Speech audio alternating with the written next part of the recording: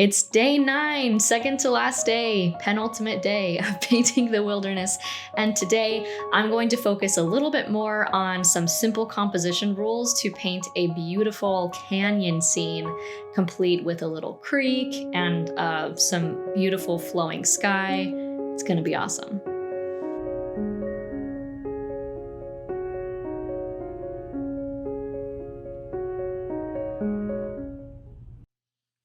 It's day 9 of the Painting the Wilderness challenge, and I have an absolute treat for you today, my friend.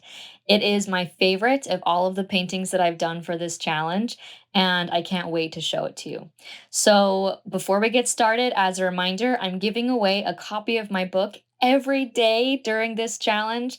This is the second to last day. If you want a chance at winning a copy of my book, please watch to the end of the video to find out how to enter. So I'm going to get started preparing for this Canyon Creek painting by putting washi tape along the edges of my watercolor notebook and then using binder clips to keep my paper even more taut.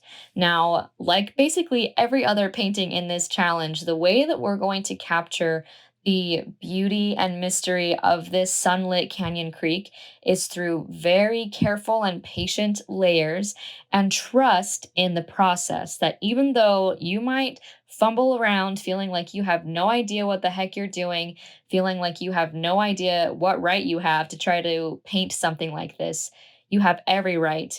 And your mess might just turn into a really magical experience for you. So, we're going to start this scene with the wet on wet technique and a very subtle blue sky there. So, it was kind of like a Payne's gray, I think, very light value Payne's gray.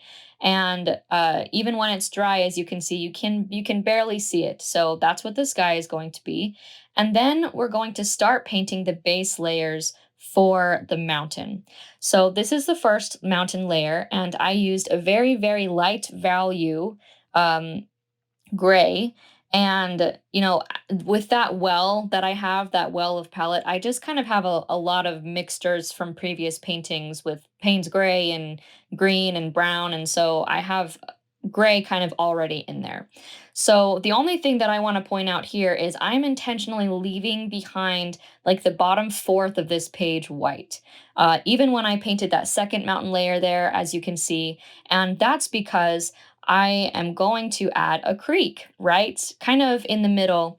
And that's what I'm using my pencil here to outline. So I did that first layer of mountain, then I let it dry all the way. Then I did that second layer of mountain, slightly darker value. And then right where that bottom layer is kind of jutting down and a little bit off from the center, I am painting a creek. I mean, I'm drawing a creek with my pencil using what's the word? A squiggle. So basically I'm creating one squiggle and then another squiggle on the other side, and it's tapered. So the creek is a lot smaller as you go deeper into the mountain, and then it gets wider at the very bottom of the page in the foreground. So we're gonna see the shape of that creek more as we start painting. Now I'm creating a very, very yellow green because we're going to start painting the mountain that has the most complexity in terms of light of anything we've ever done in this challenge. And this is another one I kind of stumbled through as I was painting myself and was so surprised at how it turned out. And I think that you will be too. So, in order to create a very, very light green, I am mixing Hooker's green. I mixed a little bit of yellow ochre and even a little bit of lemon yellow deep into that mixture because I want this yellow green to be, like I said, quite yellow green. That's because this will be the base layer of part of the mountain. So, this mountain on the right side, we're going to paint a mountain that has sunlight kind of streaming over on part of the mountain. And then on the other side, the mountain is going to be cast in shadow. So, this is some very complex things going on right here. And in order to figure out how to capture that light, I broke down this mountain into layers. And we know that you need to paint from light to dark, right? With watercolor, if you want something to be light, you have to start with it light and then paint kind of around that light, maintain that light color. And use the succeeding darker layers to contrast and emphasize those light ones. So as I put down this yellow green, it was still even too green than I wanted. I wanted it to be a little bit more yellow, so I added some yellow ochre right onto there. And I'm carefully painting around the creek. So this mountain is jutting over the creek onto the other side because the mountain that will go on the left side is going to cover it. So notice how only the middle of this mountain layer is yellow. And the way that I did that is I made sure that yellow is quite dark, is quite watery, so I painted the middle of that mountain yellow, and then I painted on either side more of a lighter green. And then while the map mountain layer was still wet, I added just a little bit of darker green in the corner. Now, this, like I said, is a big mess. I'm not looking for very specific placings. Really, the most important thing is that the middle of the mountain is lighter, the top of the mountain is kind of light, and the bottom of that mountain layer is the darkest because that's what's going to be cast in shadow. So, keeping those placements in mind, just make a big old mess and see what you can come up with. Let that dry, and then now we're going to paint the other mountain layer, which is covering, it's in front of that previous one. And we're going to finish outlining the creek with this mountain layer. This time I did it in Payne's Gray because this mountain layer is going to be dark. It's mostly going to be cast in shadow, but it's not going to be uniformly one dark Payne's Gray. And so I'm using kind of a mid value Payne's Gray here because, right, in order to have contrast, we need to have multiple values in our layer. And so we needed to start this mountain layer with a light value Payne's Gray. So now that I have both of those base layers of the mountain done, I'm going to start painting the um, the crags and the textures in both of these mountains. And this is the part where honestly, as I was painting, I was thinking to myself, I have no idea if this is even going to turn out okay. I'm just going to go for it. So I'm taking my brush with some Hooker's green with just a little bit of Payne's gray and kind of a light value. And I'm not really having a much of a rhyme or reason here, honestly. I'm just painting some green right on top of there. Now, I noticed that I wanted to have that mountain layer kind of be separated into two. And so in order to make that mountain layer look like it was two mountain layers, I know that I need to create a shadow. I need to create a contrast so there's a clear difference between one and the other. So I painted that line, kind of separating those mountain layers in a crooked line. And then while that line of green was still wet, I took some water and just blended it right into the top mountain layer. So there's a tiny little shadow of an outline separating that kind of front of this mountain layer with the back of the mountain layer. If this is something that's really tricky and hard for you to understand, you are not alone. This is probably the most complex of all of the pieces that I'm doing in this challenge. And so let's just make a big old mess together, right?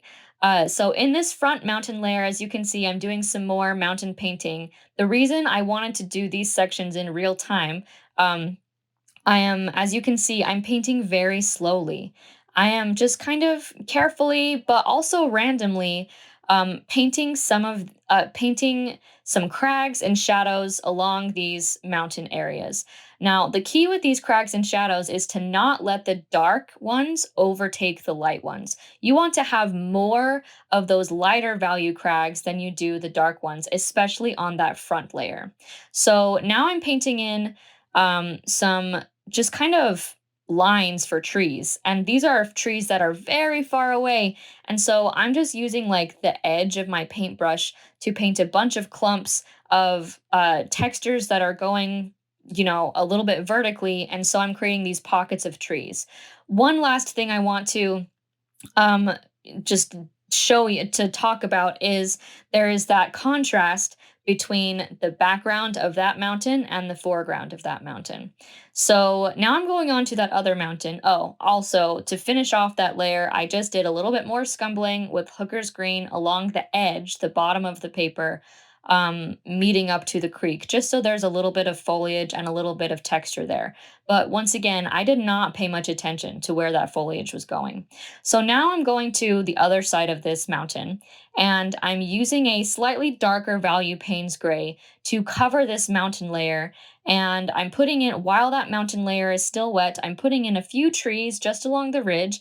And then I'm kind of feathering out the Payne's gray along the mountain layer, intentionally letting some of it be dry, intentionally letting some of it not be completely blended in, because I want that texture. I want that texture that happens when you don't completely blend in the watercolor to the paper to add interest to this mountain, right? It's cast in shadow, but it's still a mountain. And so I want that kind of cragginess to show up as I'm just randomly kind of brushing some strokes on this mountain layer. And then I added a few more strokes while that layer was kind of drying, but maybe still wet. And then I wanted to add just a little bit more contrast between the grass by the creek and the creek itself. So I painted kind of a dark layer of green, and then I blended it right in just with my paintbrush into that area. So this whole scene is basically a practice in tolerating dried paint lines. It was really hard for me because generally I think dried paint lines, you're trying to get rid of them in watercolor pieces, but not with this one. So I'm also now trying to make the bottom of that mountain a little bit more distinguishable from the ground. So I painted a little squiggle from the top of the creek, just to kind of outline where the mountain meets the ground right there. And I wish that I had more of instruction to tell you about that about that mountain, but really it was just a bunch of scumbling, being really okay with some dried paint lines and just letting it go. So now I'm focusing on the creek, and similar to other water things we've painted in this challenge, I instead of using gouache, I wet the creek with clean water, and then I'm adding in just very, very, very light values of Payne's gray in kind of horizontal strokes. I did one layer that was, well, it was wet on wet, and just kind of letting some of those colors blend in. Then I let it dry, and I did another layer of wet on dry so that I could have just some textures going into the creek and to see some of the waves there. I also painted just a few rocks in the creek bed to add a little bit of texture. But really, the creek, it's not much more than a little bit of blue and a little bit of the dark blue for the rocks. And now along the creek bed, so where the ground meets the creek, I don't want it to look super smooth. I want it to look a little bit more natural and rugged and rough, right? So I'm using my detail brush to paint just honestly some jagged shapes along the edge of that creek. So it looks like there's kind of like foliage or maybe rocks. So it's not quite just like a very smooth curve. And then I'm blending in some of that paint. I also wanted to add some green, a little bit more green along the edges of that creek. So it's not just completely dark. And that's just to add a little bit of contrast, a little bit of interest there. But again, at this point, I cannot stress enough that I'm just looking at the scene going, maybe I think I'll put some things here. Maybe I'll do some things here. Oh, it's not blending in very well. So I'm just going to kind of leave it as it is and, and call it good. Um, so that's mostly what I did throughout this whole scene. And now, in order to just create even more of a contrast between the foreground and the background, I am adding a little branch that's kind of jutting into the scene from the right side. So this branch is definitely in the foreground, and it's like we're only seeing the very tip of it as it's coming into that scene. And then I added a little bit more, just kind of wet on dry, scumbling darkness along the right side. And I decided to be done. So I, again, this was just a bunch of blobs. It was a bunch of me randomly doing things. I didn't really know what I was doing. And it turned out after I kind of stepped away and looked at it from a distance, it all came together in this really beautiful atmospheric scene. And I cannot stress enough, again, how much I really enjoyed this process. So some things that I loved the colors that I used. These colors, greens and blues, always work so well together. I loved the layers and I loved the big mess. That's also something that I learned. I learned shadows are hard to know where to put them if you're trying to intentionally put them places. But if you just kind of let yourself be messy and let yourself know that the more layers you put in, the more you're willing to, let the dried paint lines stay, actually, the more forgiving those layers will become. Because I had like 7, 8 layers of paint, the dried paint lines don't look so stark. They just look like interesting things in the actual scene. And if I were looking at this in real life, I wouldn't be able to distinguish all those individual subjects anyway. It would look something similar to this. So I had so much fun with this one. It's definitely a challenge, but I would love to see what you create. As a reminder, to win a copy of my book, leave a comment below, and I will see you next time.